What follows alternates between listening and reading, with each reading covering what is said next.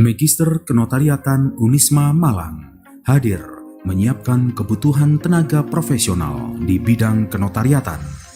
Magister Kenotariatan UNISMA Malang teruji dalam membangun sistem kenotariatan yang handal.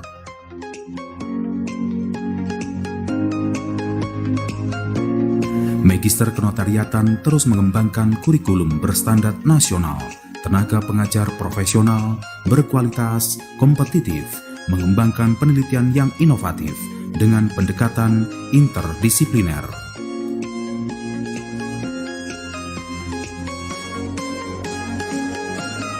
Mari bergabung bersama Magister Kenotariatan UNISMA Malang untuk menjadi tenaga-tenaga profesional dan handal di bidang kenotariatan.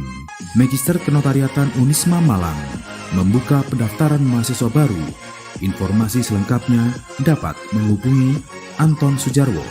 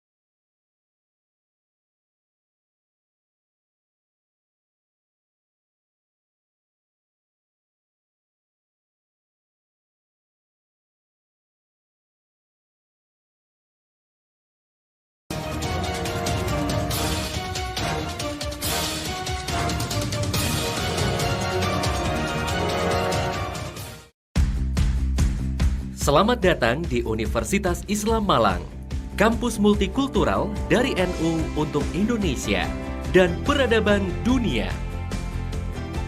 Sarana dan prasarana perkuliahan yang representatif, indah, bersih, dan nyaman.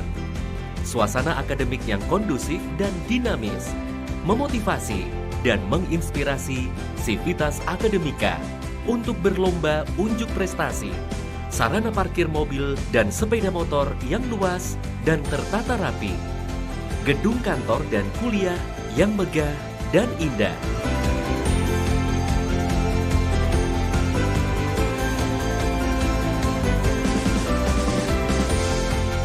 Dosen dan karyawan masuk kerja dengan diawali presensi fingerprint, sarana dan prasarana kerja, dan pembelajaran representatif.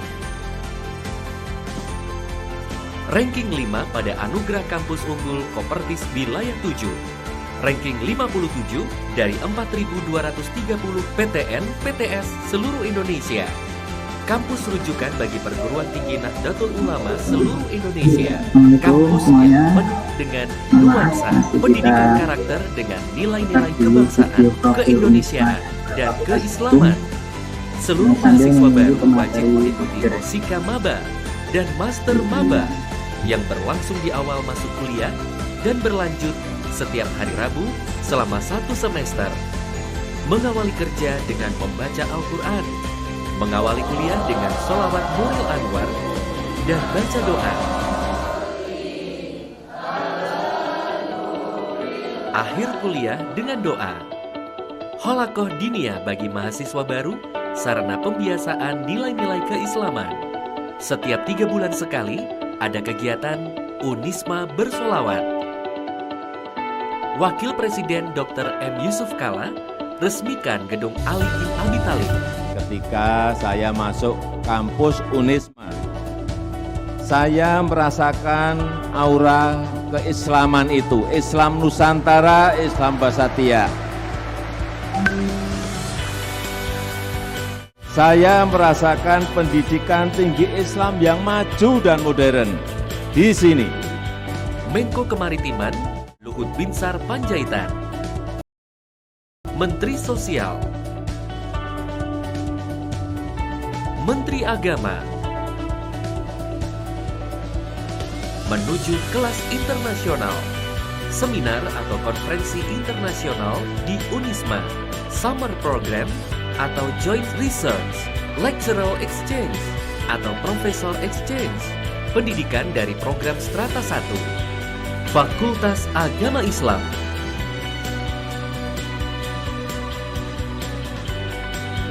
Fakultas Hukum,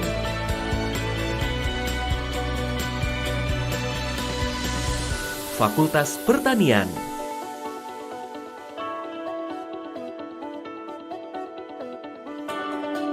Fakultas Peternakan,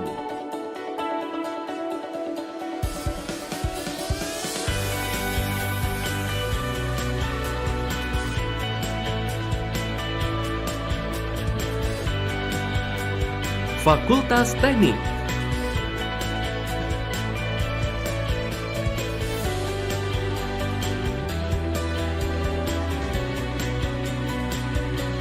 Fakultas KIP,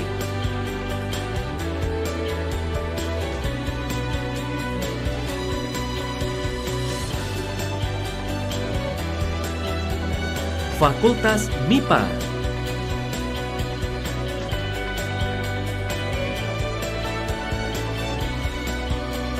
Fakultas Ekonomi,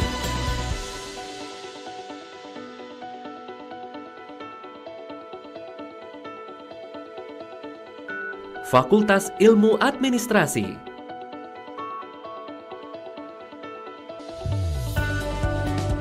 Fakultas Kedokteran,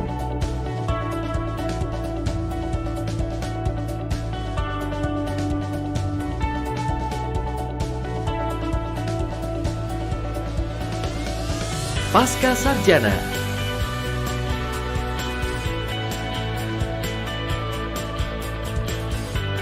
mahasiswa Universitas Islam unjuk prestasi di kancah nasional maupun internasional, pencaksilat pagar nusa, juara 2 poster ilmiah FK, politik cerdas berintegritas, wall climbing, pecinta alam, ranti pageraji, taekwondo, rebut medali emas kejuaraan internasional, paduan suara, raih medali emas untuk kategori folklore dan medali perak untuk kategori mixed youth competition, lomba paduan suara internasional, penghargaan pemuda hebat dari Menpora, juara nasional seni tari himpunan mahasiswa FK, takwa, mandiri, profesional, berkhidmat untuk umat, menebar rahmat, Unisma dari NU untuk Indonesia dan peradaban dunia.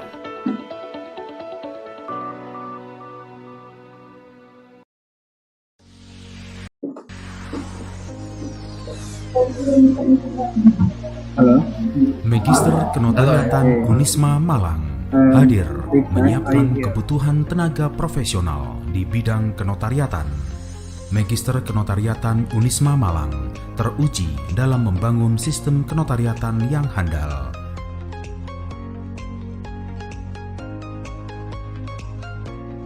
Magister Kenotariatan terus mengembangkan kurikulum berstandar nasional, tenaga pengajar profesional, berkualitas, kompetitif, mengembangkan penelitian yang inovatif dengan pendekatan interdisipliner.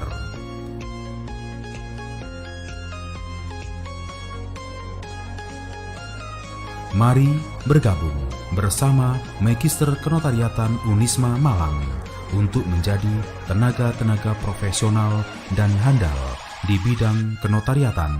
Magister Kenotariatan UNISMA Malang membuka pendaftaran mahasiswa baru. Informasi selengkapnya dapat menghubungi Anton Sujarwo.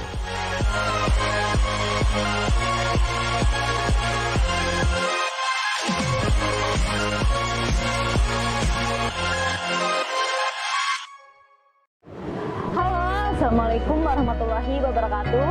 Saya Regita Cahaya Gumilang, mahasiswa semester 7 Fakultas Hukum Universitas Islam Malang. Sekarang saya akan sedikit memperkenalkan apa saja yang ada di dalam Fakultas Hukum Universitas Islam Malang. Yuk!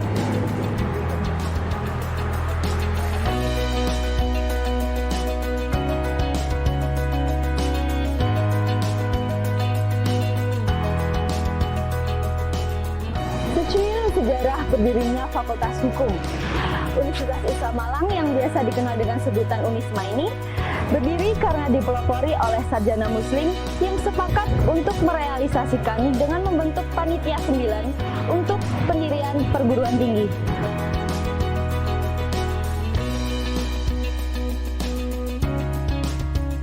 Setelah mengalami perjalanan panjang untuk berdirinya perguruan tinggi, pada tanggal 29 Maret 1981, UNISMA mendapat status terdaftar untuk program pendidikan sarjana muda, yaitu untuk Fakultas Hukum, yang di dalamnya terdapat jurusan Hukum Keperdataan, Hukum Kepidanaan, dan Hukum Administrasi Negara.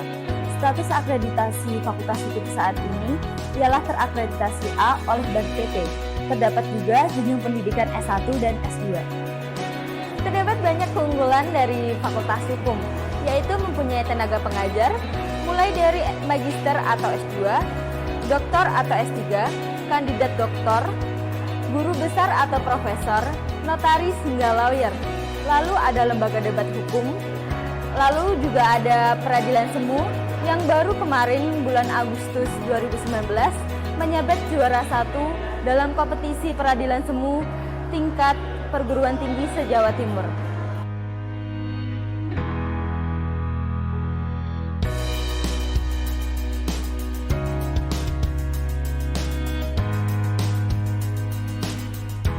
Kurikulum yang disusun berbasis hukum bisnis, hukum kepidanaan, dan sebagainya. Terdapat juga banyak fasilitas akademik, yaitu ada perpustakaan hukum, laboratorium hukum, lalu ada biro konsultasi dan bantuan hukum atau BKBH, kemudian ada pemberian beasiswa, dan masih banyak lagi keunggulan di Fakultas Hukum.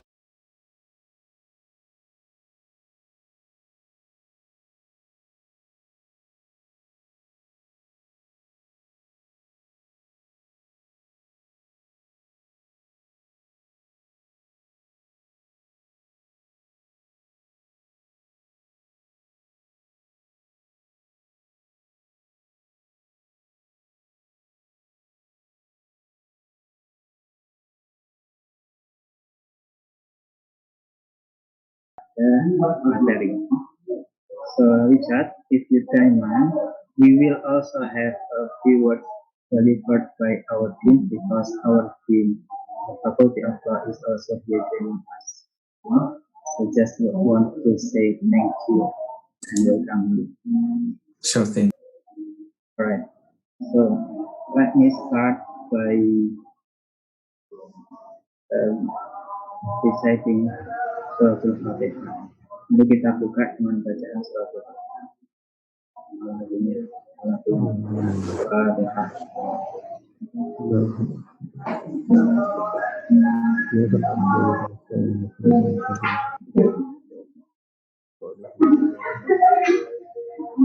Terima kasih. Untuk selanjutnya, sebelum mulai mendengarkan perkenalan pemateri, saya persilakan kepada Pak Dekan untuk menyampaikan beberapa kata-kata untuk menyambut pemateri.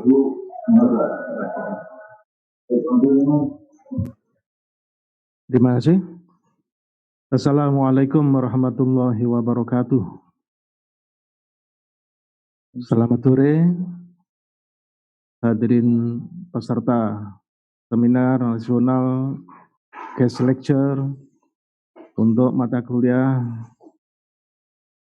ADR yang dilaksanakan pada sore hari ini. Pertama-tama saya menyampaikan selamat sore. Assalamualaikum warahmatullahi wabarakatuh. Alhamdulillah wa syukurillah ala ni'matillah wala hawla wala quwwata illa billah. Amma ba'du. Yang pertama saya menyampaikan selamat sore kepada Mr. Richard Dening. Good afternoon, Mr. Richard. On behalf of Fakultas of Law, University of Islam Malang, I, as a Dean, want to give my highest appreciation to you. Thank you for your coming as a speaker in our guest lecture. I hope all of us can interact and learn something new from this guest lecture. Hadirin sekalian yang saya hormati, kegiatan guest lecture pada sore hari ini tidak hanya diikuti oleh mahasiswa S1, dan mahasiswa S2, tetapi juga diikuti oleh perguruan tinggi lain. Saya lihat tadi ada perguruan tinggi dari Kalimantan Timur, ada UNJ, ada UMM, ada STKIP Bangkalan, ada Pemkot, ada Komnas HAM, ada pengadilan, ada perusahaan, ada advokat, dan ada juga dari lembaga Direktorat Jenderal Bea dan Cukai.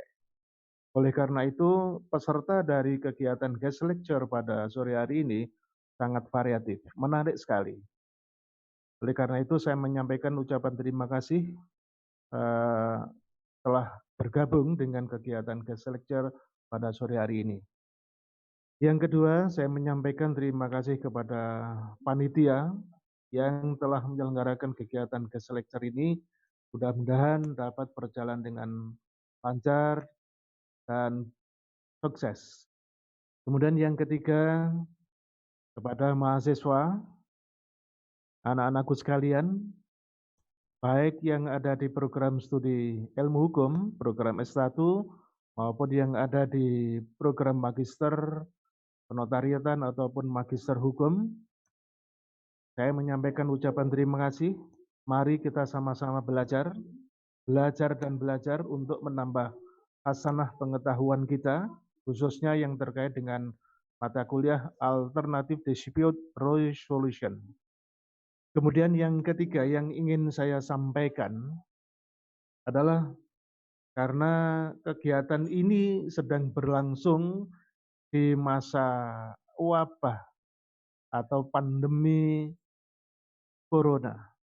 Kita berada dalam suasana pandemi COVID-19. Oleh karena itu, saya ingin berpesan agar kegiatan ini tetap berjalan dengan sebaik-baiknya, namun tetap dengan memperhatikan protokol COVID-19. Jaga kesehatan, gunakan masker, dan tetap memperhatikan physical distancing. Mudah-mudahan kegiatan ini dapat terlaksana dengan sebaik-baiknya dan mahasiswa ataupun semua pihak yang ikut dalam kegiatan ini bisa menerima manfaat, bisa menerima tambahan ilmu dari Mr. Dening dari Australia. Dengan mengharap ridha Allah dan dengan mengucap Bismillahirrahmanirrahim, kegiatan guest lecture pada siang hari ini yang berkenaan dengan Alternative Dispute Resolution secara resmi saya nyatakan dibuka. Terima kasih. Saya akhiri. Wassalamualaikum warahmatullahi wabarakatuh. Terima kasih, Bapak Dekan. Richard, if you don't mind, I would summarize what has been said by our team from faculty. He has been saying that thank you so much for coming and thanks for joining our class today. There has been a number of participants, not only from our class, because it has been posted in some media, in social media, and there are many from out of our campus to join this program. So I would also say that we also broadcast this class on live streaming YouTube, because there are many students cannot join Zoom meeting, so that we have idea that we are now broadcasting this class live streaming YouTube. There will be some questions in the end that will be accepted from Zoom meeting question and also from YouTube live streaming question. So that will be another information to acknowledge. And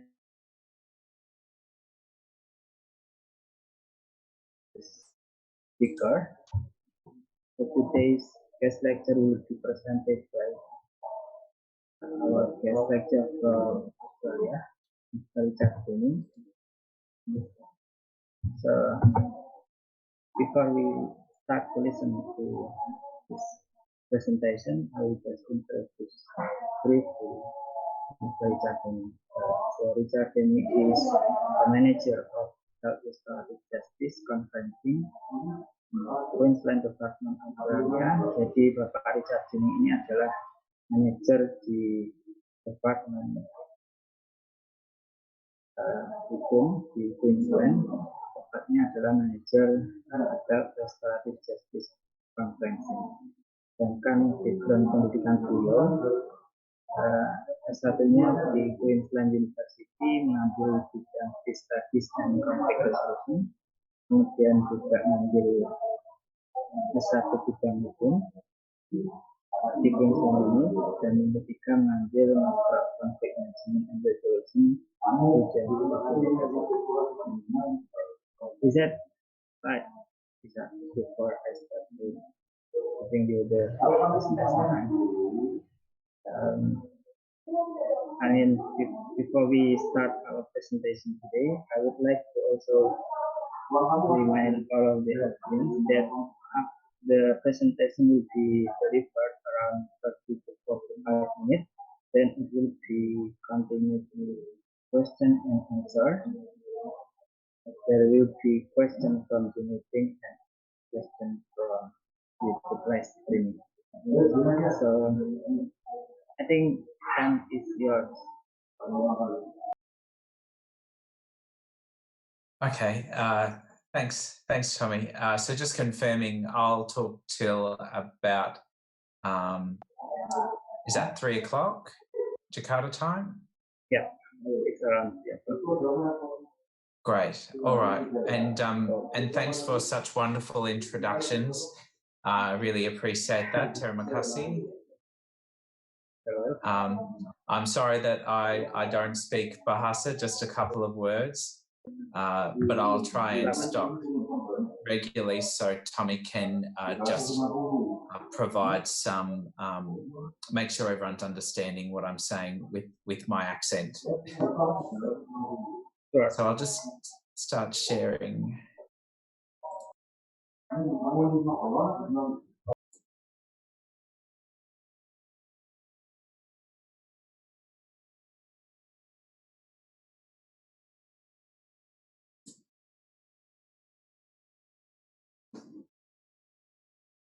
Okay, so just confirming you can see the PowerPoint slides?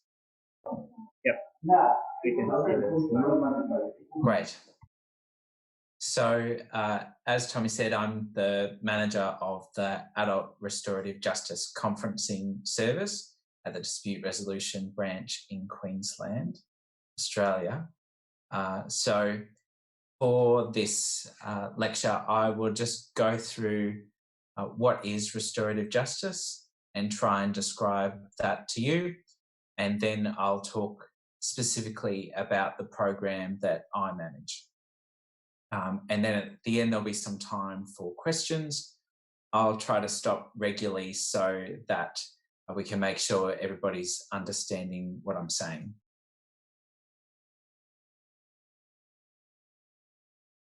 So a restorative justice conference that's what we provide at my organisation.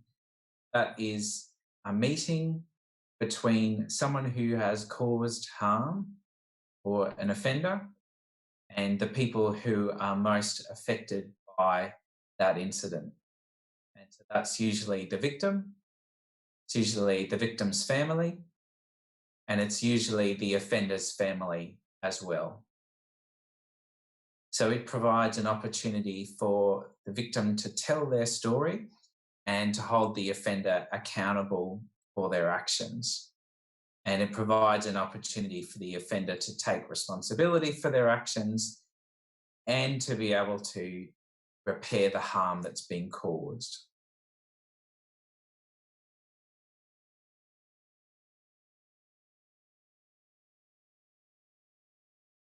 So I can stop there just for a minute if you want to make sure that's fine with everyone. What if you continue the presentation and I will quickly summarize 15%? Yeah. Okay. So there are some underlying principles to restorative justice, or the restorative outlook on justice. So one is that offenders need to be held accountable for the crime that they've committed. The other one, however, is that when we're looking at crime, we should be hard on the crime, not on the person. So we shouldn't be trying to label people as bad people, but label their behaviour as bad. The focus of restorative justice is on the harm that has been caused and on repairing it. The other focuses are on participation. So as opposed to a courtroom where lawyers do lots of talking, it's more about the victim and the offender and their families participating and empowering them to deal with the problems in their own lives, rather than have a lawyer or a judge fix the problems or decide the best outcome. It's also about reintegrating people with their communities of support. So often in Australia, in the criminal justice system, people are separated from their support systems. They're sent to prison. This is about making sure that people are better connected with their support systems, because they need support in order to make new, better choices about their behaviour. And the same thing goes for victims. They need to be connected with their family and friends so they can recover from the incident that's occurred.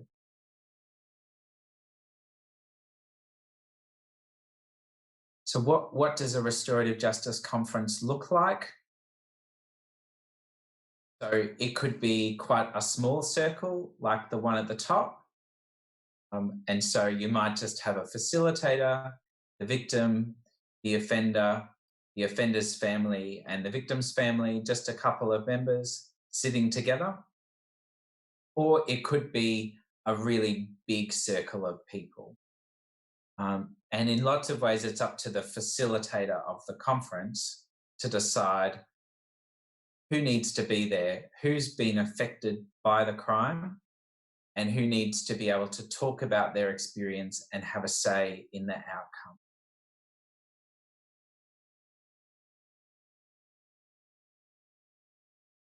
So the focus of the discussion in the meeting is for everyone to talk about what happened,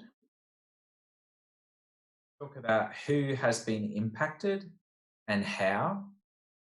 So who was hurt or who was harmed by this incident and in what ways, and then what needs to happen to repair the harm. So these questions are the central part of the conference, and it recognises that people understand what happens around them through stories. And so it's important that people have an opportunity to tell the story of what happened and to try and tell it in an accurate way, but also recognizing that everybody's experience of the same situation could be very different. So rather than have the facilitator read out the schedule of facts as presented by the prosecution, it's an opportunity for the victim to say, this is what happened from my perspective, the offender to say, this is what happened from my perspective, and there's no one truth. There's just the different way that people saw the situation. Looking at the impacts is really, really important because the offender needs to understand what have been the consequences of their actions and see that those consequences happen to real human beings who are sitting in front of them face to face. So that can be a really difficult experience for an offender to hear those things. And then the discussion can move to, okay, we understand what happened, we understand who's been impacted. Now, what needs to happen to make things right? And so usually that's about repairing the harm. So I've just put a link in there, which is an example of a restorative justice conference, one that happened in the United Kingdom. It goes for about 8 minutes. So if you'd like to have a look at that, that might help you understand better what happens in the room. The accents are very hard to understand, I'm afraid. For me, as an Australian, the accents are very difficult to understand. I'm not sure how that will be for you. Yeah. You meant to show us the video process. Yeah, would you like me to show it? Would you like? I mean, there will be subtitle under the screen if you want to. It goes for 8 minutes, so perhaps I might leave it. You can watch it if you're interested later. It's in the link is in the PDF that I sent you. Sure. So the process for managing a restorative justice process is normally you'll get a referral, and then you'll meet with the victim and the offender, and you'll talk to them about the process and how it will work. And you'll talk to them about what happened, how it happened, who's been impacted and how, and what needs to happen for things to be improved. It's the same as the process in the room. And then once you've done that, you can run the conference if everything's suitable. And so you'd open the conference with an introduction as a facilitator, and then you'd get everyone to talk about what happened, what is the story of the offence. And normally you would get the offender to speak first. The offender speaks first because they need to show the victim that they're taking responsibility for their actions. So they really need to admit to everything that they did.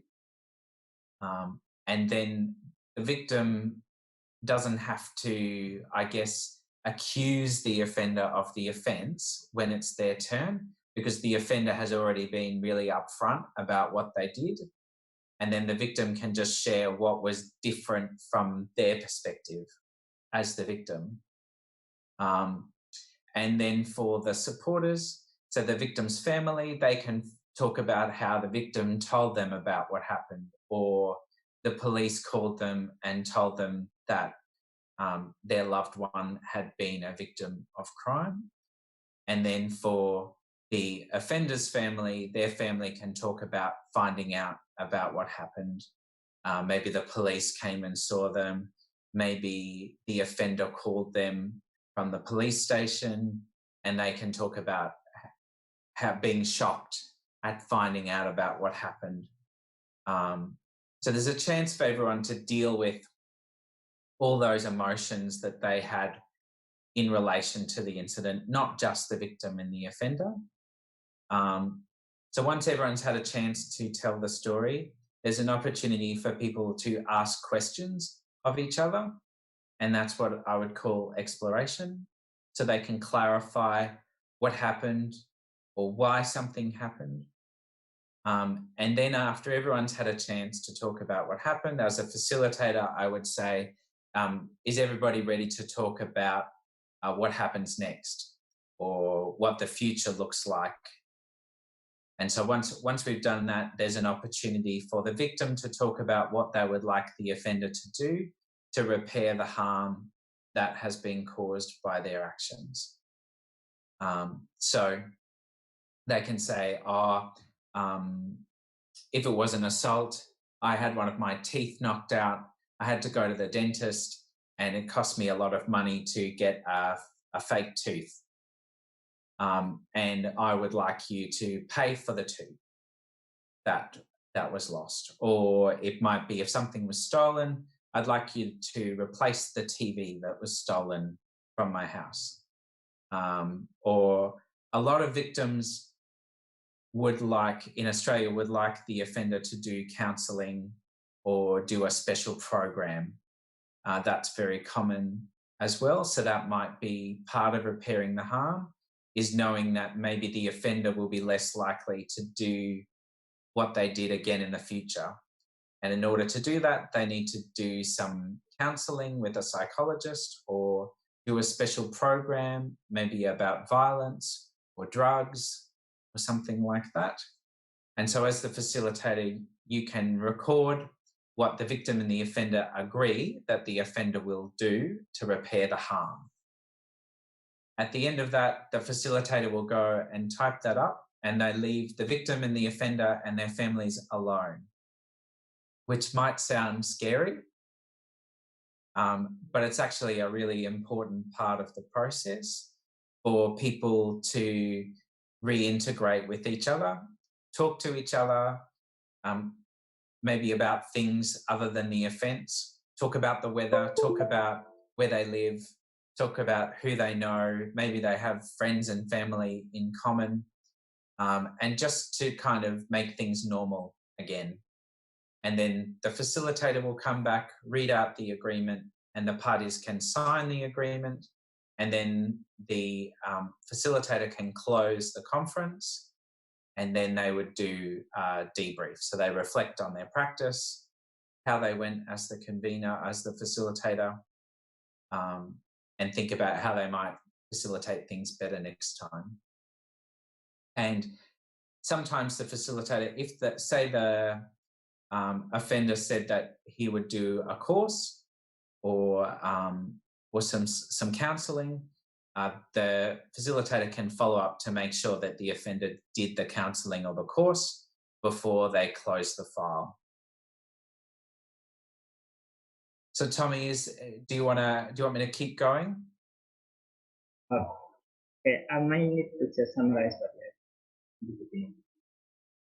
If you don't mind. That's good. Go ahead. Okay. Right, thanks. Jadi ini pada audiens baik yang Zoom meeting ataupun yang YouTube, bahwa topik kita hari ini tentang restorative justice, yang mana yang telah disampaikan adalah restorative justice, penanganan kasus kriminal dengan pendekatan non-litigasi.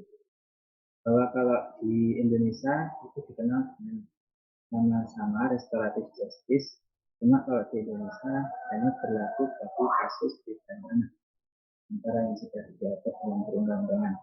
Sementara di Australia ternyata restorative justice, pendekatan non-litigasi untuk kasus kriminal atau kasus pidana ini juga berlaku bagi yang sudah dewasa. Nah, yang sekarang kita kaji itu adalah penyelesaian sengketa pidana yang dilakukan oleh orang dewasa melalui pendekatan non-litigasi dengan cara restorative justice.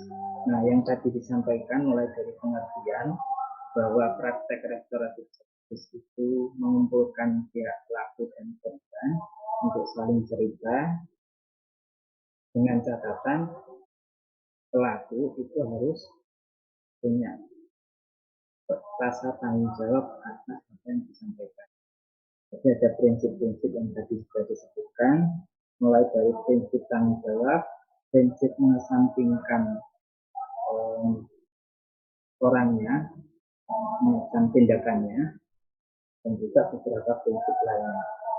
Kemudian kunci utama agar bisa berhasil itu terdiri dari beberapa pertanyaan itu dalam proses restoratif justice yang tadi ditampilkan gambarnya. Itu ada orang melingkar, salah satu menjadi fasilitator atau mediator. Di sini namanya bukan mediator ya, tapi fasilitator. Dimana yang dibahas dalam proses tersebut adalah apa yang terjadi di masa lampau, kemudian siapa yang terdampak dan bagaimana dampaknya. Itu tidak hanya korban, bisa jadi keluarga korban, bisa jadi orang-orang lain yang terdampak atas tindakan pidana tersebut. Kemudian apa yang dibutuhkan untuk menghilangkan kerusakan yang telah dilakukan oleh pelaku. Ini kurang lebih prinsip-prinsip restoratif justice yang disampaikan oleh pemateri. Oke, we're going to continue the presentation. Okay. So start by saying that not every crime will be suitable for a restorative justice conference.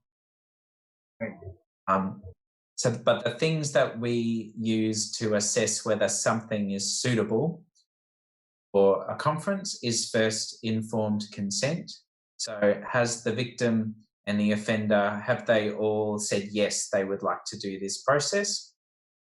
Do they understand the process first? And are they happy to participate? The next thing is the offender needs to accept responsibility for their actions. They may not agree with the charge, but they need to agree that they did something wrong and that some people were harmed as a result. The next thing is that the parties' stories need to be similar. They don't have to be identical, but the victim and the offender need to be talking about the same thing. If it's really different, then it's going to be very difficult for those people to have a conversation about what's happened. People need to have appropriate support people. So generally, we don't like to just have a victim and an offender together. We like them to bring their support people as well.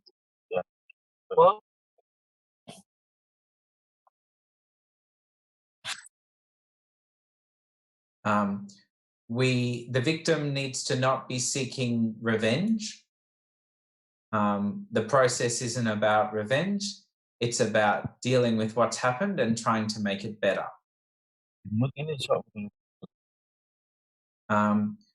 The power dynamics need to be able to be managed. So, for instance, we don't do a lot of domestic and family violence. I'm not sure whether there's a specific term for domestic violence in Bahasa, but violence within families and couples. Yeah. And that's often big. And often that's because if say a wife is very afraid of her husband and he beats her, then she's not going to be able to hold him accountable for his actions because she's afraid. So that would be one example. And the other thing that's really important is we need to make sure that by bringing people together, we're not going to cause further harm. And so, but if all those things can be managed, it's fine to bring people together. Most crimes are suitable for restorative justice. We can do thefts and stealing all the way through to murder. Obviously, you don't have a victim for murder, but you do have the victim's family, and you can bring everyone together. But that can be a very difficult, a very long and time-consuming process. So where does restorative justice come from? It's actually a really simple idea, really, that says that, after a crime, the people who should deal with the crime are the people who have been most affected by it. They should come together to talk about what's happened, what have been the impacts, and then what needs to happen to make things right. So really, restorative justice has been happening probably forever. It's just that someone came along and decided to call it restorative justice at some point.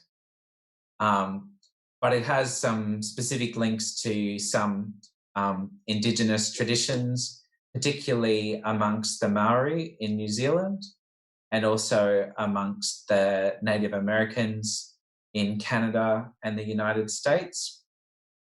So as a formal program, there were some projects that happened in North America, and they were run by the pacifistic churches, which are Christian churches that believe in non-violence.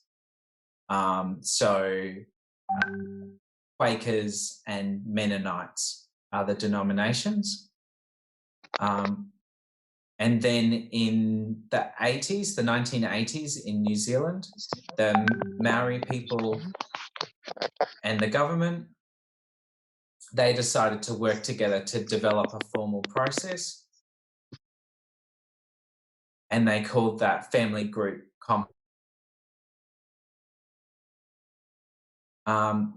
So restorative justice first began in Australia in a place called Wagga Wagga. So that happened in the early 1990s by a man named Terry O'Connell.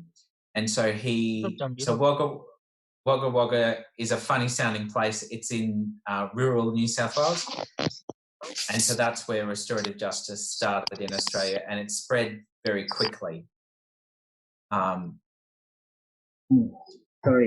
Ustaz.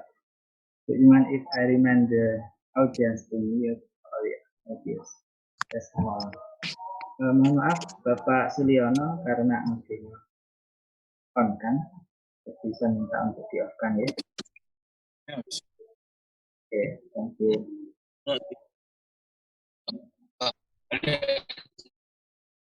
Bapak Suliono, atau oke, audionya mau di off kan? Thank you. Alright. Sorry.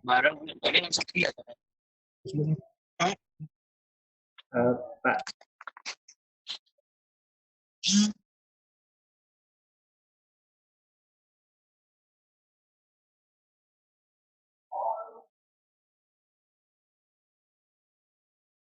Okay.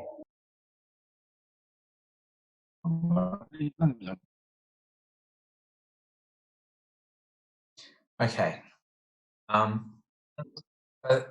The table that I have here, it is the normal criminal justice system in Australia with the restorative justice system. So I recognise that, so the criminal justice system in Australia is based on the common law system of the United Kingdom. I understand in Indonesia, probably you have more a civil criminal law system, maybe more similar to the Dutch system. I have to admit I'm reasonably ignorant. So, but just to flag that I'm comparing it to that system. So, in the common law system, crime is a violation of the law. In restorative justice, crime is a violation of one person against another person. So in the common law criminal justice system, there is a focus on who's to blame and then how do we punish the person who's to blame.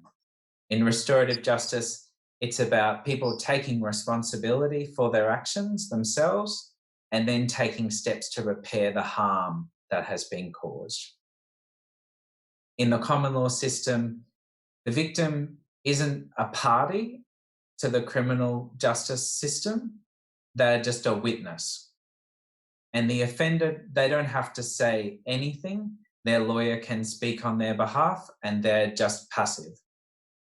Whereas in the restorative justice system, the victim is the most important party and they get to have a say. They get to have a say in telling the story and deciding the outcome. The offender, similarly, they need to take responsibility for their actions. They need to talk about what they did. They need to talk to the victim about what they think the consequences were. And the other people who are involved are the families or the community.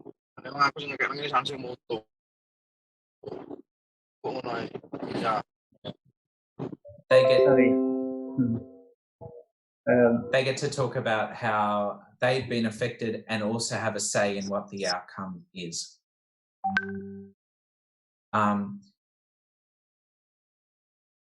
So accountability in the criminal justice system is about taking your punishment. In the restorative justice system, it's about repairing the harm. The court system in common law is adversarial. So you normally have the prosecution and the defense arguing against each other and the judge making a decision about who's right. In restorative justice, it's about everybody communicating with each other and not about deciding who's right and who's wrong.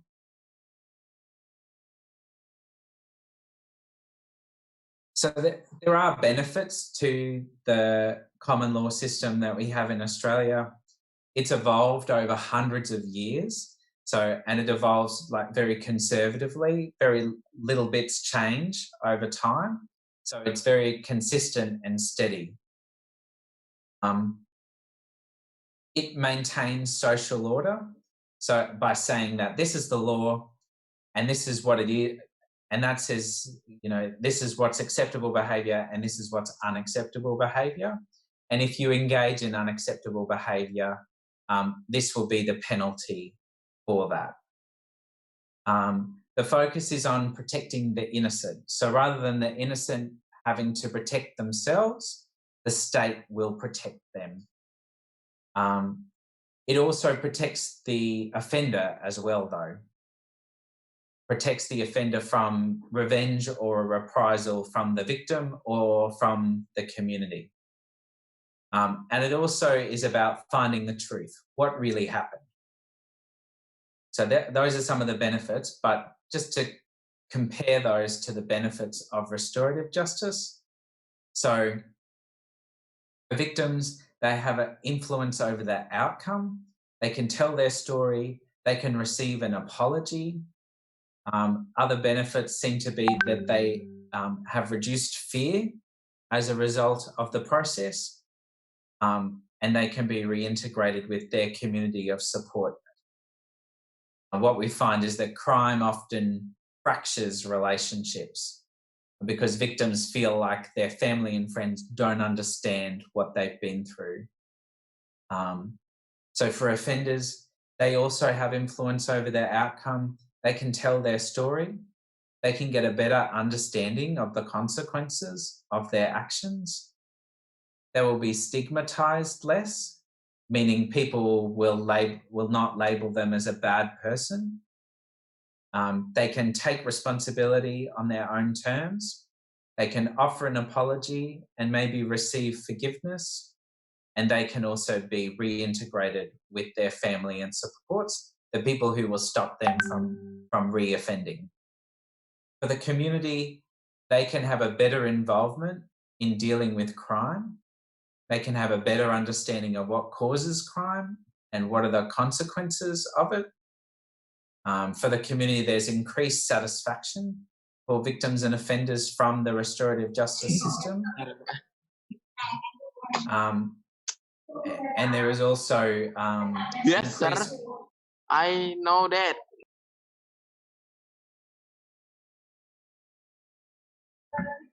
Sorry about that. There is something happening there.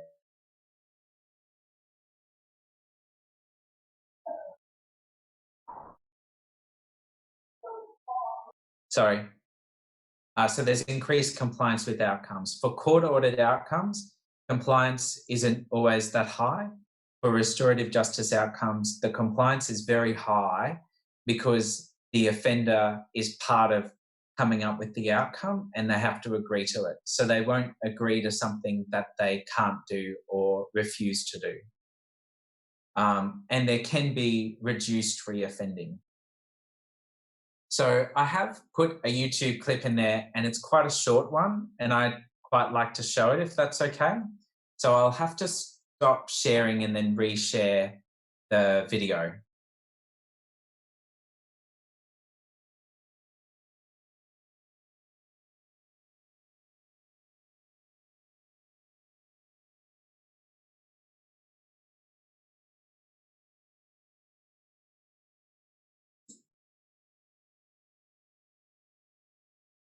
It's just taking a minute to load up.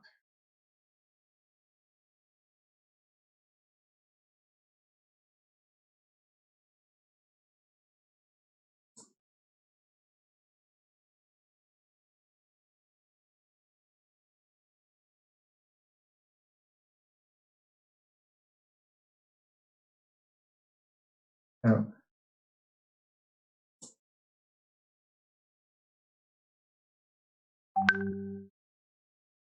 All right, hopefully the sound will come through.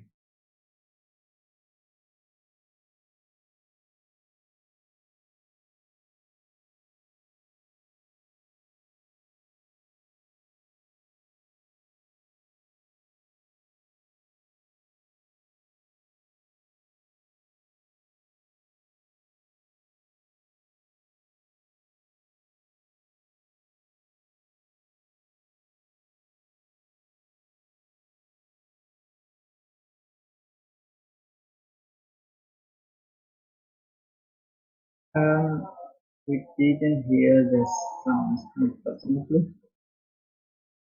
Okay, what I'll do then is I'll just share the link in the chat. Right. Yeah.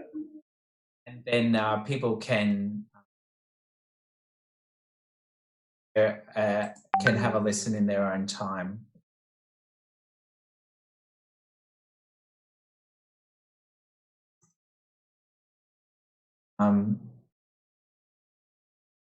The video just shows an example of how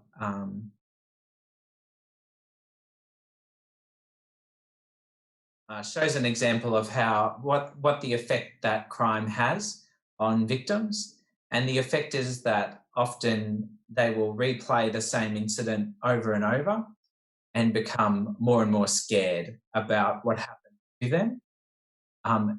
And what happens with a restorative justice conference is you have a new experience involving the offender, which means that you stop playing the old experience over and over again.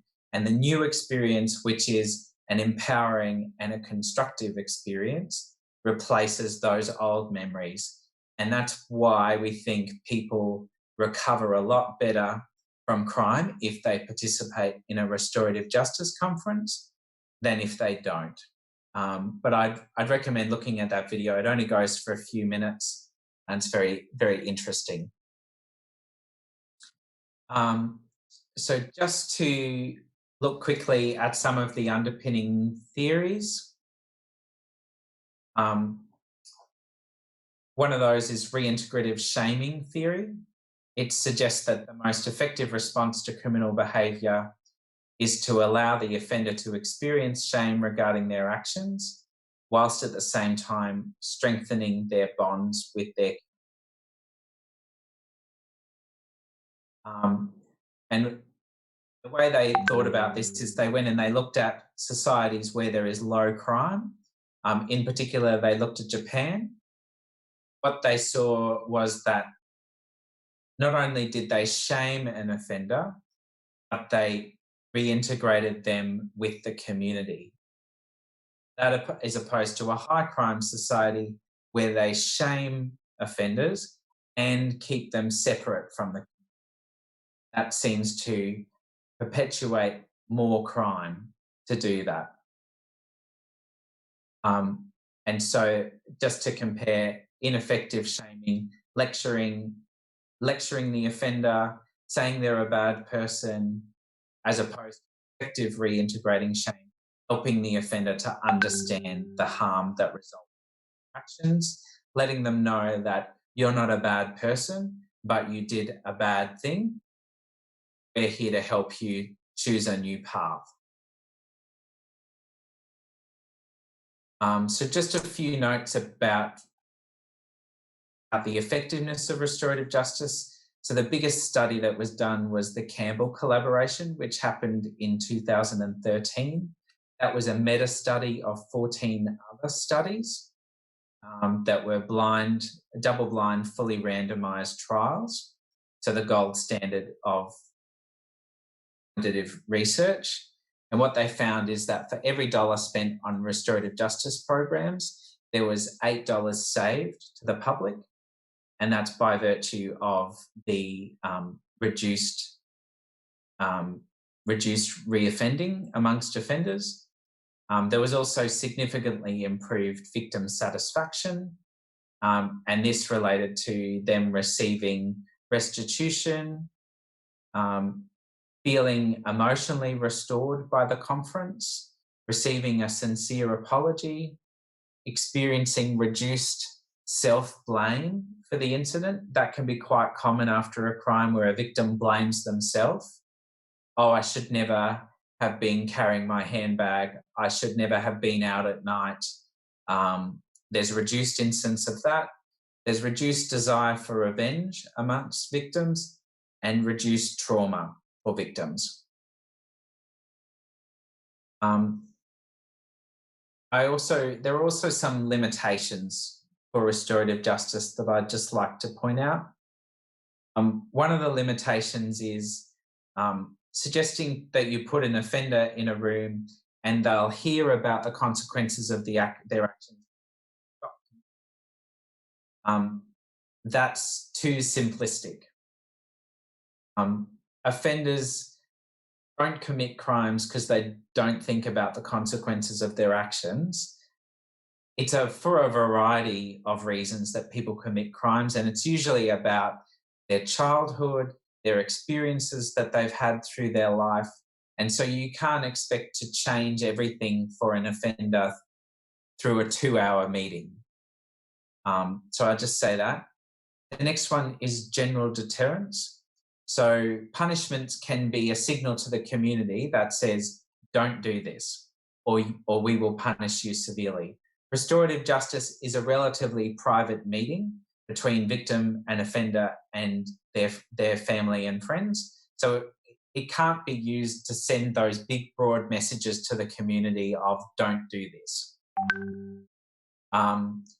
Just a note about recidivism, like I said before, you can't expect a 2-hour meeting to stop people from committing offences.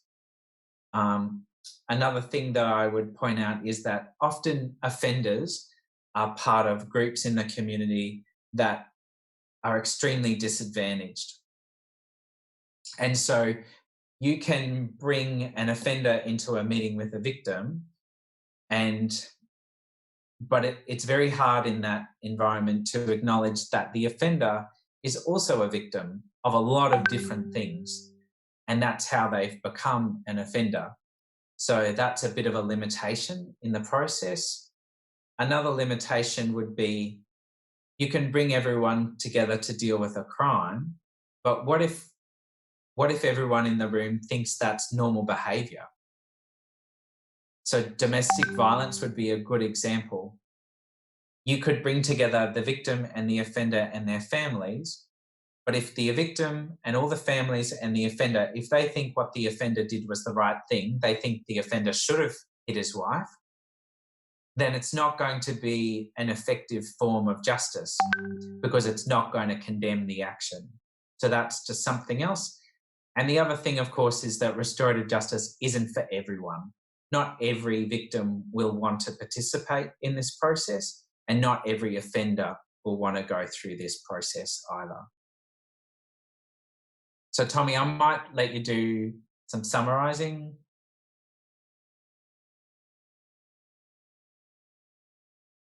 Yes, I will just try to summarize the last presentation if you don't mind. Jadi gini, tadi kita sudah sampaikan di depan, materi juga sudah disampaikan bahwa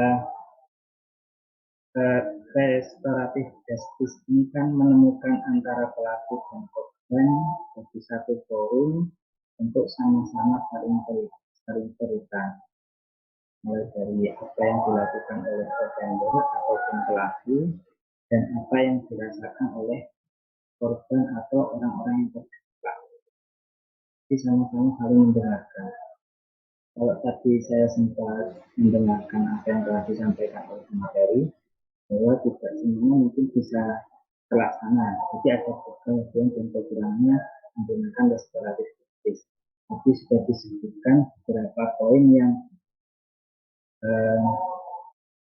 bisa menyebabkan itu bisa efektif. Antara lain bahwa offender dan pelaku itu ingin benar-benar dimediasi. Sama-sama kalau offender ataupun pelaku ingin bertanggung jawab apa yang dilakukan. Begitu juga dengan korban ingin didengarkan kalau kesalahannya ingin didengarkan oleh pelaku bahwa akibat yang dilakukan pelaku adalah seperti ini. Sehingga kalau memang dua-duanya tidak baik untuk didengarkan satu sama lain akan dimungkinkan mempunyai dampak positif pada penyelesaian sengketanya. Jadi itu beberapa hal yang bisa saya rangkum. Terus kemudian tadi juga dibandingkan bagaimana sebenarnya kekurangan dan kelebihan memilih restoratif justice dengan proses pengadilan. Beberapa perbedaan hampir sama dengan perbedaan ketika membandingkan jalur litigasi dan non-litigasi. Jadi ada beberapa hal yang tadi disebutkan antara lain bahwa kalau di restoratif justice itu fokusnya tidak lagi masa lalu, tapi fokus bukan lagi pada orangnya, tapi bukan lagi pada hukuman apa yang pantas dilakukan oleh orang ini karena bersalah, tapi mengurai bagaimana pelaku itu melakukan suatu kejahatan agar pihak pelaku maupun korban sama-sama bisa memikirkan kira-kira ke depannya. Jadi itu juga menjadi kekurangan dan kelebihan. Saya kira sama dengan kalau di Indonesia kita mempunyai hukum pidana anak, yang mana tidak semuanya bisa berhasil menggunakan pendekatan restoratif justice, karena di Indonesia juga diatur persyaratan bagaimana restoratif justice itu bisa diselesaikan di kasus pidana anak. Dan antara lain contohnya yaitu ketika kasus pidananya adalah pidana ringan dan juga bukan residivis. Nah, ini yang terakhir menjadi kekurangan bagi restoratif justice ketika pelaku adalah sudah residivis. Namanya residivis kan berarti sudah mempunyai karakter yang seperti itu, melakukan kekerasan. Kalau sangat sudah residivis berarti akan sangat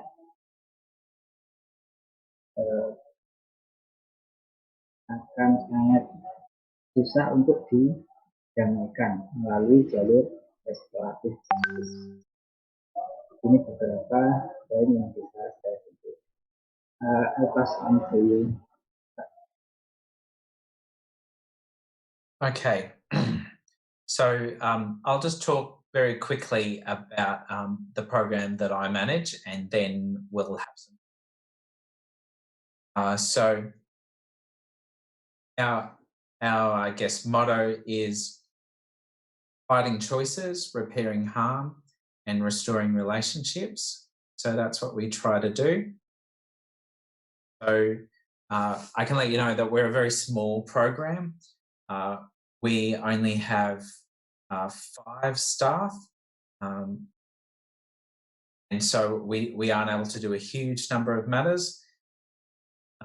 We do about 200 matters every year, or 200 conferences, and usually we get about twice that number of referrals, but about 50% of our referrals don't go to a meeting, and that's because we assess them really carefully to make sure it's going to be safe and productive for everyone, but also because of the process of kind of negotiating what the conference looks like.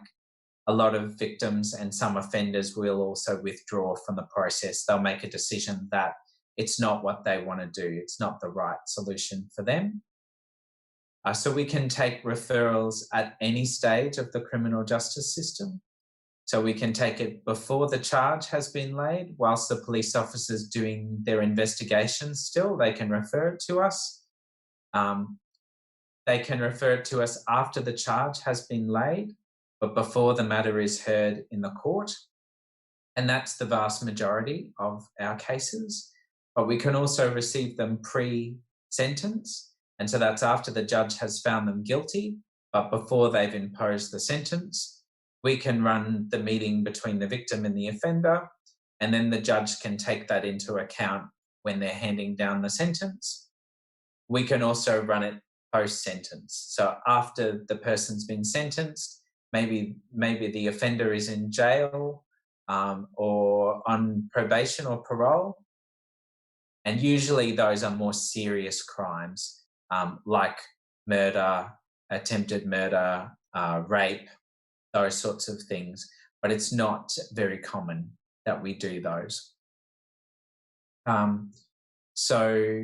These are the statistics from last year. Actually, last year we only did 160 conferences. Our agreement rate was 98%. That's because most people, if they didn't want to enter an agreement, they would withdraw before the meeting.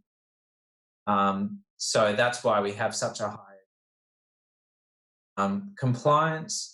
98% of offenders complied with the outcome that was agreed to, which is very high compared to the traditional justice system. And also 92% of victims and offenders and their support people were satisfied with the Restorative Justice Conference. That's also very high.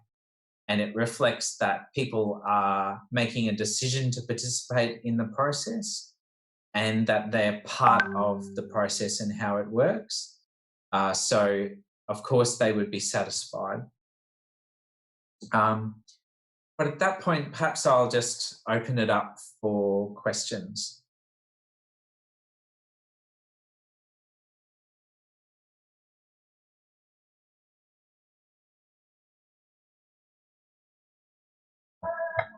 All right. Thank you for the presentations. It has been very interesting because at some points it's new for us because we only have some particular regulation regarding restorative justice. Mostly it's juvenile crime. We don't really have this practice used for adult crime. So that's another point that I have highlight. Jadi apa yang tadi disampaikan oleh Bapak Richard, bahwasanya apa yang dilakukan oleh lembaga Richard yaitu Adult Restorative Justice Conferencing di Queensland, Australia, itu merupakan pendekatan baru juga bagi pemerintah Australia melihat beberapa kasus yang dibawa ke pengadilan kurang maksimal ketika diselesaikan menggunakan jalur litigasi. Dan di lembaga beliau disebutkan tadi tidak besar sebenarnya, cuma ada 5 staf, dan proses restoratif justice-nya itu dilakukan dari beberapa tahapan.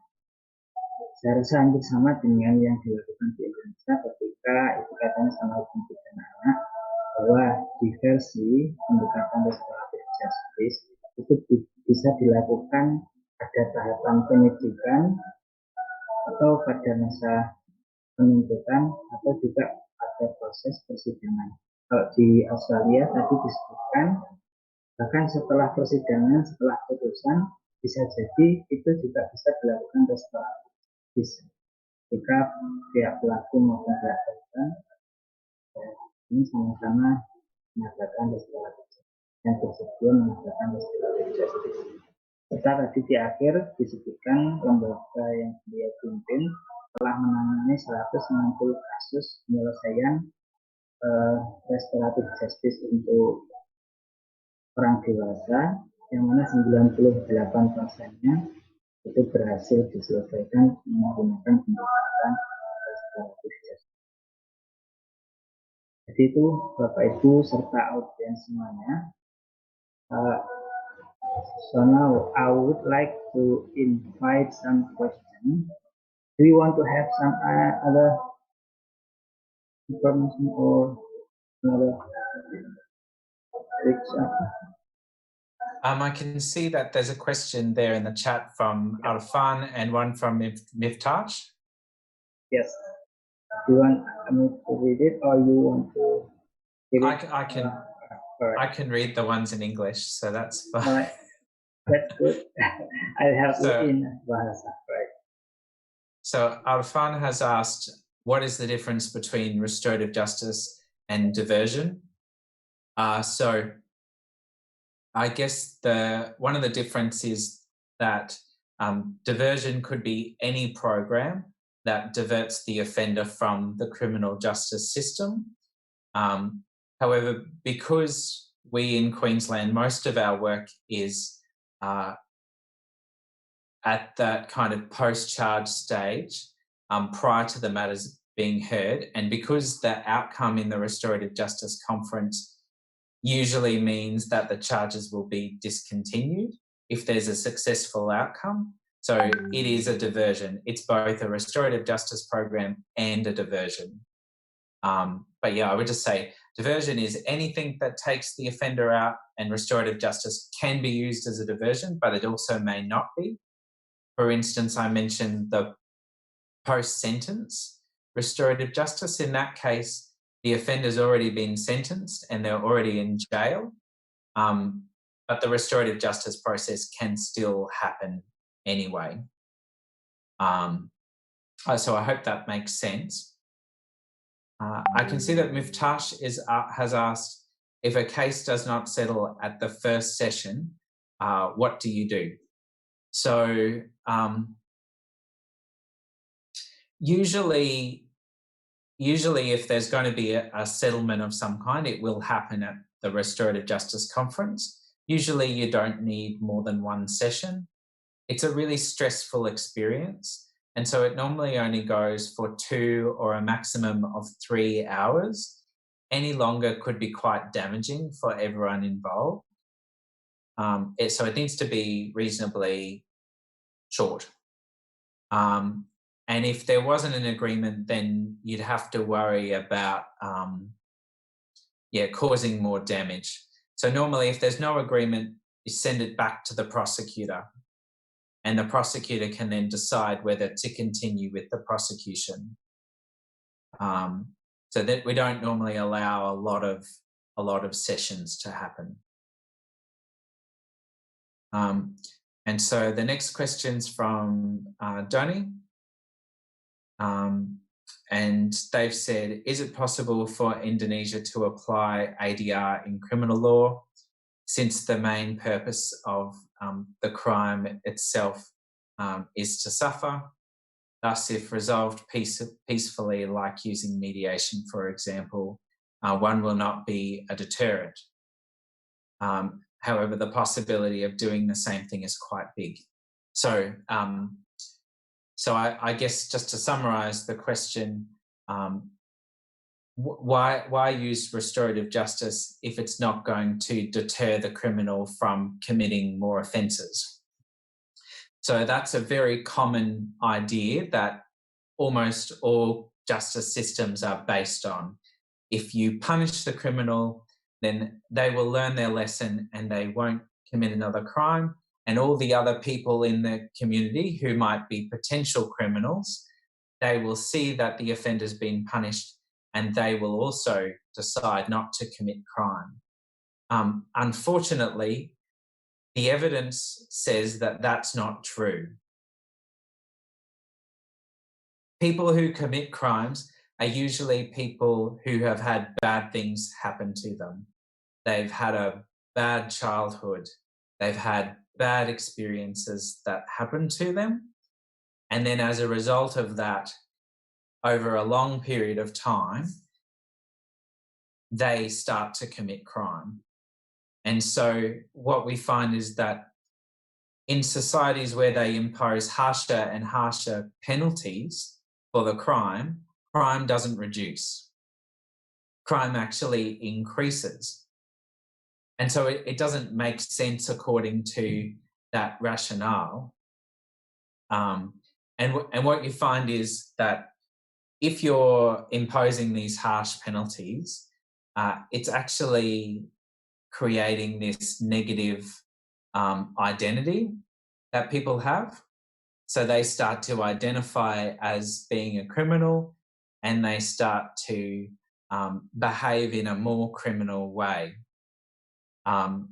Whereas with restorative justice, you say, you're not a criminal, you're not a bad person, but you've done the wrong thing and you need to stop doing the wrong thing. And we're here to help you stop doing the wrong thing by supporting you and helping you how we can. So it's a different perspective on crime. I mentioned before that there is the limitation that that won't send that general deterrent message. But also restorative justice isn't the solution to crime either. The solution to crime is stopping child abuse, ending poverty. Those are the kinds of things that will have a bigger impact on crime than imposing harsh penalties. So I hope that does answer Donny's question. Alright, ya, saya mau coba membantu menerjemahkan apa yang barusan disampaikan, bahwa yang terakhir disampaikan oleh Mas Ari menjawab pertanyaan Donny, bahwa kaitannya sama apakah HDL itu mungkin bisa diterapkan di Indonesia dan kira-kira seperti apa. Kalau tadi disebutkan bahwa sebenarnya itu bukan masalah apakah bisa atau tidak, tergantung bagaimana para pihak itu diberi kesempatan, karena di budaya di Barat terutama, baik itu pelaku ataupun korban itu bisa jadi sangat mungkin untuk bisa didengarkan apa yang mau disampaikan. Kemudian kaitannya sama fokus yang dibahas dalam restoratif justice itu, kalau tadi saya sempat mengutip apa yang telah disampaikan, bahwa fokusnya itu bukan bahwa orang ini adalah jahat, tidak, ini bukan seperti itu, tapi orang ini melakukan hal ini, tapi bukan orangnya yang dibutuhkan. Fokus bahan pembahasan di restoratif justice, tapi tindakannya. Kurang lebih seperti itu. I would like to also read one question in YouTube, if you don't mind. There is a question of one participant in YouTube, Senin. He's asking about whether your restorative justice department is fully funded by the government, or it is not fully funded. That's the question related to your department. So I'm directly part of the department, so it is fully funded. However, we also run training courses. We train people to be mediators, and we take money for people to participate in that training, and that partially subsidises our services that we provide. So it's a complicated answer.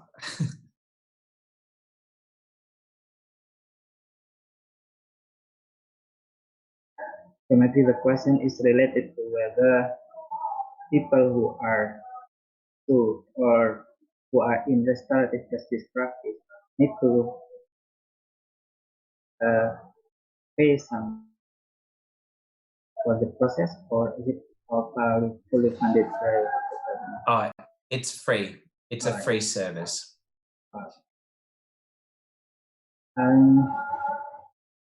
Actually, there were 2 questions on YouTube already answered, but if you don't mind, I have another question in the meeting that will be the last question of today's guest lecture.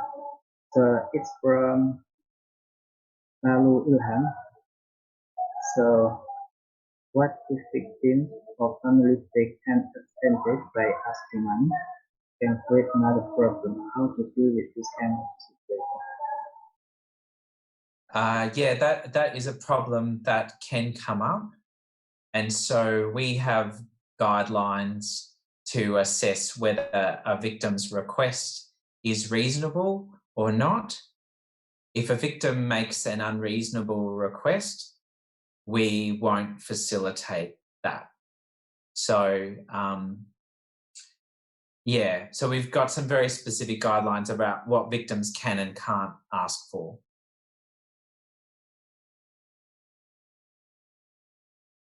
All right. I think that's all for today's guest lecture. Because there have been a number of questions, but I think there were some are similar and already answered. And the question I read was from M.Hum. Yeah. So I also recognize some names from the participants because as our Dean of Faculties mentioned before that the audience here is not only students, there are many from government employees, like from the court and also from the government. Well, it's been a real honour to have the opportunity to speak to everyone. I feel very privileged. So thank you, everyone. Terima kasih for your time. It's been a pleasure.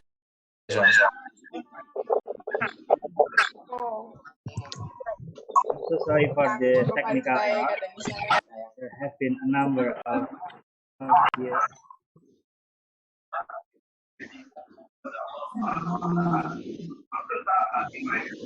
Makasih ya. Emang ya.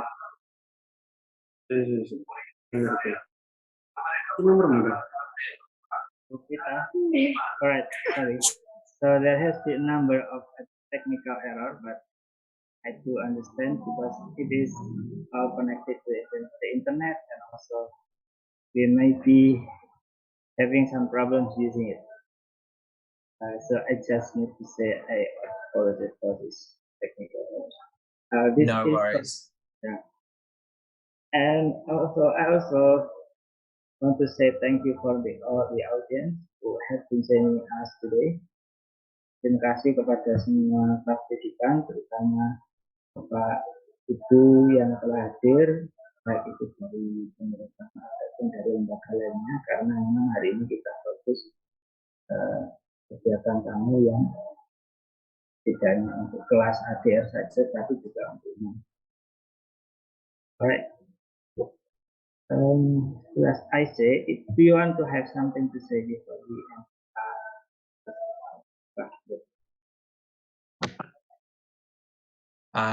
no, I just wanted to say terima kasih to you, Tommy, and to everyone. Thanks for your time, and selamat tinggal. All right, selamat tinggal. Thank you. All right, I'll leave now. Yeah, thank you so much for coming. No worries. See you later. Oke, Bapak Ibu semuanya, beberapa audiens. Maaf, barangkali ada kendala teknis, entah itu dari segi bahasa ataupun dari segi audio, karena memang kelas online biasanya ada kendala seperti itu. Oleh karena itu, barangkali nanti belum paham materi yang telah disampaikan, bisa kita follow up dengan rekaman yang nanti akan kita berikan. Sebelum kita akhiri, mari kita tutup kegiatan kelas kita dengan moderator bersama. Alhamdulillahirrahmanirrahim, selaku moderator dan juga panitia. Apabila ada kekurangan untuk kesilapan, kami mohon maaf. Assalamualaikum warahmatullahi wabarakatuh.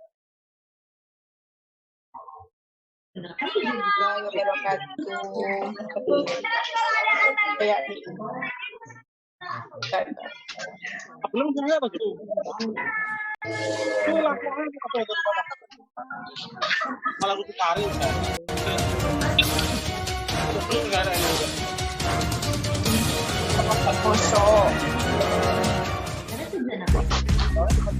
Selamat datang di Universitas Islam Malang, kampus multikultural dari NU untuk Indonesia dan peradaban dunia. Sarana dan prasarana perkuliahan yang representatif, indah, bersih, dan nyaman. Suasana akademik yang kondusif dan dinamis, memotivasi dan menginspirasi sivitas akademika untuk berlomba unjuk prestasi. Sarana parkir mobil dan sepeda motor yang luas dan tertata rapi. Gedung kantor dan kuliah yang megah dan indah.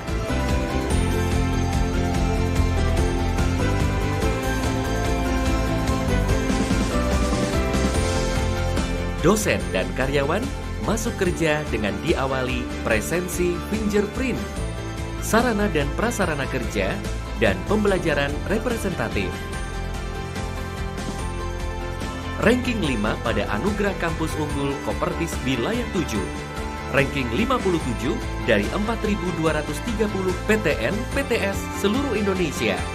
Kampus rujukan bagi perguruan tinggi Nahdlatul Ulama seluruh Indonesia.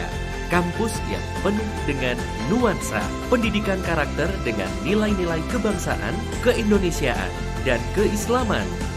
Seluruh mahasiswa baru wajib mengikuti OSIKA Maba dan Master Maba yang berlangsung di awal masuk kuliah dan berlanjut setiap hari Rabu selama 1 semester. Mengawali kerja dengan membaca Al-Quran, mengawali kuliah dengan sholawat Nuril Anwar, dan baca doa. Akhir kuliah dengan doa. Holakoh diniyah bagi mahasiswa baru, sarana pembiasaan nilai-nilai keislaman. Setiap 3 bulan sekali, ada kegiatan UNISMA bersolawat. Wakil Presiden Dr. M. Yusuf Kala resmikan gedung Ali bin Abi Thalib. Ketika saya masuk kampus UNISMA, saya merasakan aura keislaman itu, Islam Nusantara, Islam Basatia. Saya merasakan pendidikan tinggi Islam yang maju dan modern di sini. Menko Kemaritiman Luhut Binsar Panjaitan, Menteri Sosial, Menteri Agama, menuju kelas internasional, seminar atau konferensi internasional di UNISMA, Summer Program atau Joint Research, Lectural Exchange atau Professor Exchange, pendidikan dari program Strata 1, Fakultas Agama Islam,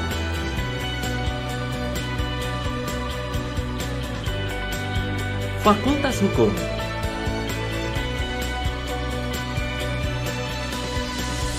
Fakultas Pertanian,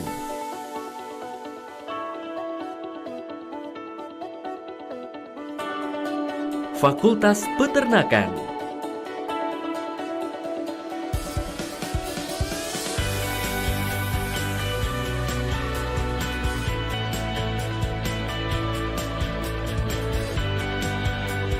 Fakultas Teknik,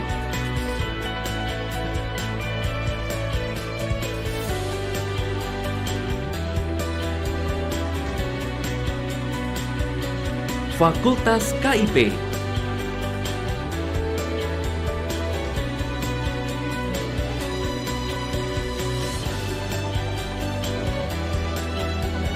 Fakultas MIPA,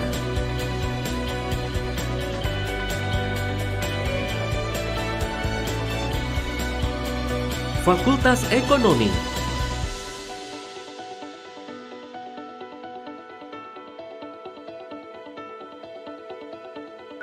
Fakultas Ilmu Administrasi,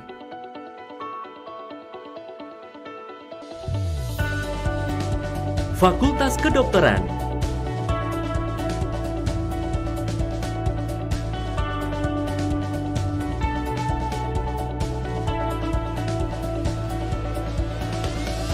Pasca Sarjana,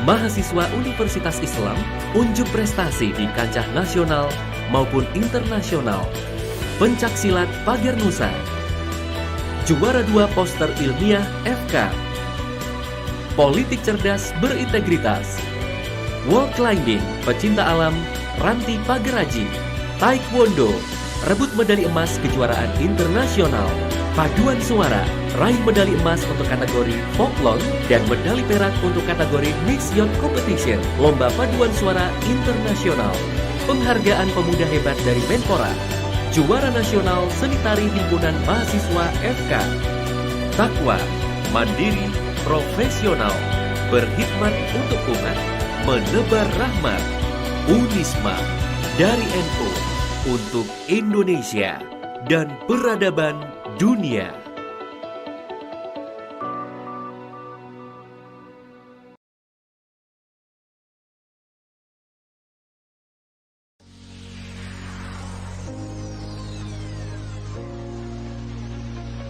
Magister Kenotariatan Unisma Malang hadir menyiapkan kebutuhan tenaga profesional di bidang kenotariatan.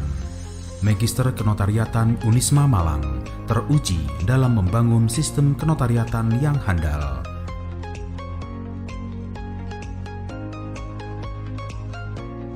Magister Kenotariatan terus mengembangkan kurikulum berstandar nasional, tenaga pengajar profesional, berkualitas, kompetitif, mengembangkan penelitian yang inovatif dengan pendekatan interdisipliner.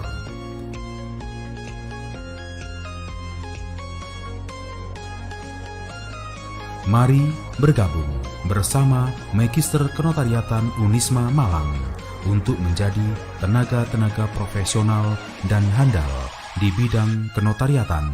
Magister Kenotariatan Unisma Malang membuka pendaftaran mahasiswa baru. Informasi selengkapnya dapat menghubungi Anton Sujarwo.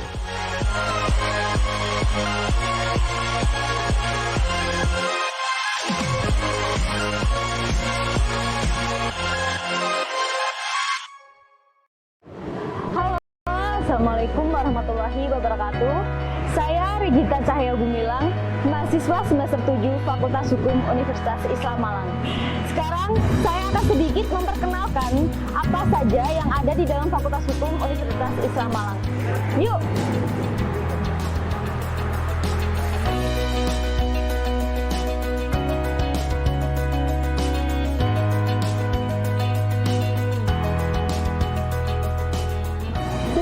Sejarah berdirinya Fakultas Hukum Universitas Islam Malang yang biasa dikenal dengan sebutan Unisma ini berdiri karena dipelopori oleh sarjana muslim yang sepakat untuk merealisasikan dengan membentuk panitia 9 untuk pendirian perguruan tinggi.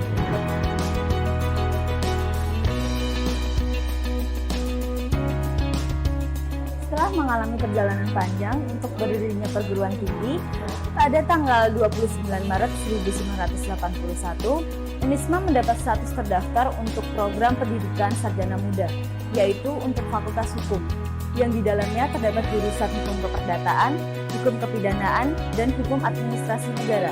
Status akreditasi Fakultas Hukum saat ini ialah terakreditasi A oleh Bank PT. Terdapat juga jenjang pendidikan S1 dan S2. Terdapat banyak keunggulan dari Fakultas Hukum, yaitu mempunyai tenaga pengajar, mulai dari magister atau S2, doktor atau S3, kandidat doktor, guru besar atau profesor, notaris hingga lawyer.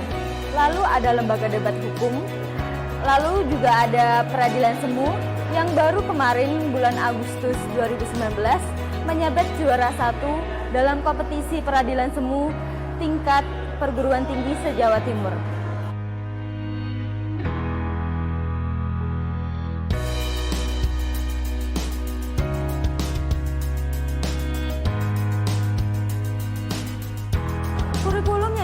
berbasis hukum bisnis, hukum kepidanaan, dan sebagainya.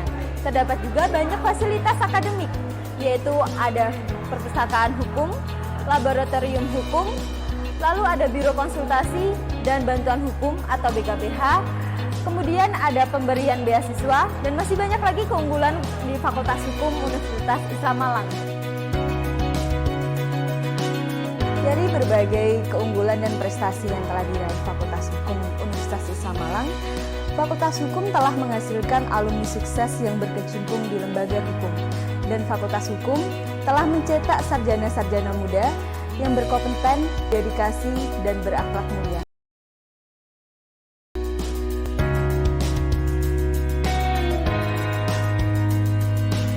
Saya, Regita Cahaya Gumilang, bangga menjadi mahasiswa Fakultas Hukum UNISMA Malang, Universitas Islam Malang dari NU untuk Indonesia dan peradaban dunia.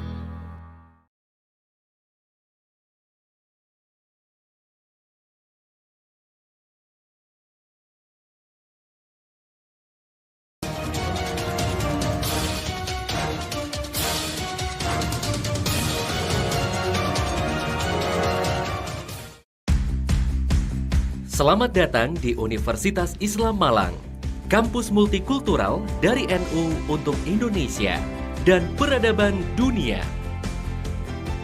Sarana dan prasarana perkuliahan yang representatif, indah, bersih, dan nyaman. Suasana akademik yang kondusif dan dinamis, memotivasi dan menginspirasi sivitas akademika untuk berlomba unjuk prestasi. Sarana parkir mobil dan sepeda motor yang luas dan tertata rapi. Gedung kantor dan kuliah yang megah dan indah.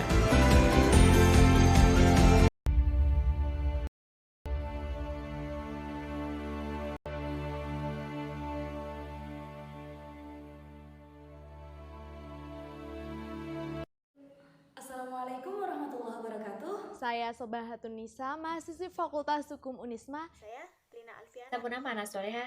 Saya Arini Dina Lutfia. Saya Ria Ikasari. Saya Ahmad Al-Hadi Muslimin. Saya Indah Nuridadia Maulina. Saya Fani Agustina. Ingin mengajak kalian semua untuk bergabung Fakultas Hukum UNISMA. Karena akreditasinya sudah A. Memiliki fasilitas yang lengkap. Memiliki visi dan misi berintegritas sarjana yang baik serta berakhlakul karimah. Fakultasnya sangat luar biasa. Para dosen memiliki sistem pengajaran yang baik serta ahli di bidangnya.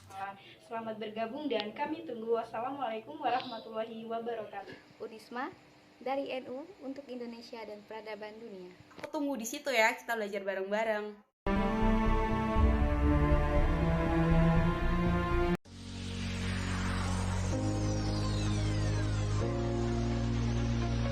Magister Kenotariatan UNISMA Malang hadir menyiapkan kebutuhan tenaga profesional di bidang kenotariatan. Magister Kenotariatan UNISMA Malang teruji dalam membangun sistem kenotariatan yang handal.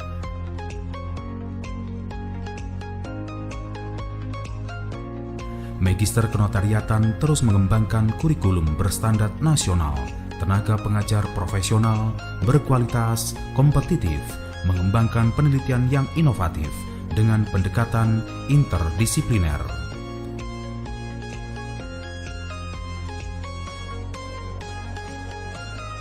Mari bergabung bersama Magister Kenotariatan UNISMA Malang untuk menjadi tenaga-tenaga profesional dan handal di bidang kenotariatan. Magister Kenotariatan UNISMA Malang membuka pendaftaran mahasiswa baru. Informasi selengkapnya dapat menghubungi Anton Sujarwo.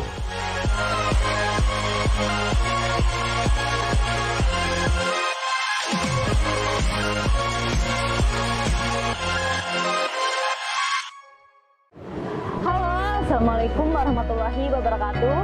Saya Regita Cahaya Gumilang, mahasiswa semester 7 Fakultas Hukum Universitas Islam Malang.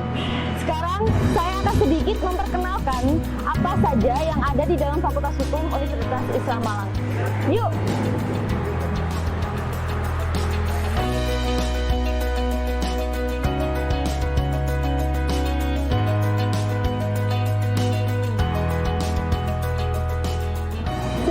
Sejarah berdirinya Fakultas Hukum. Universitas Islam Malang yang biasa dikenal dengan sebutan UNISMA ini berdiri karena dipelopori oleh sarjana muslim yang sepakat untuk merealisasikan dengan membentuk panitia 9 untuk pendirian perguruan tinggi.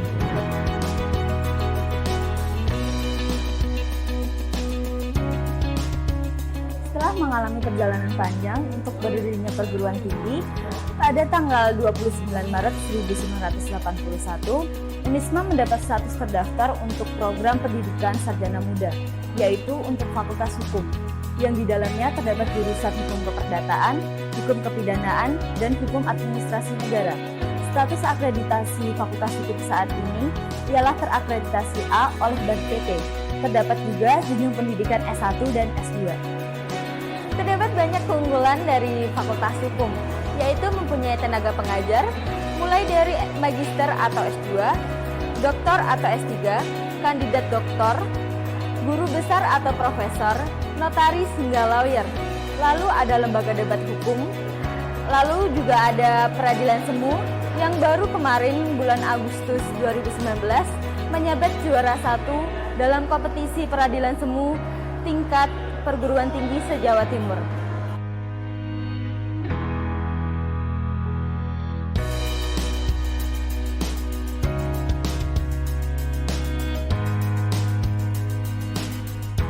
Kurikulum yang disusun berbasis hukum bisnis, hukum kepidanaan, dan sebagainya. Terdapat juga banyak fasilitas akademik, yaitu ada perpustakaan hukum, laboratorium hukum, lalu ada biro.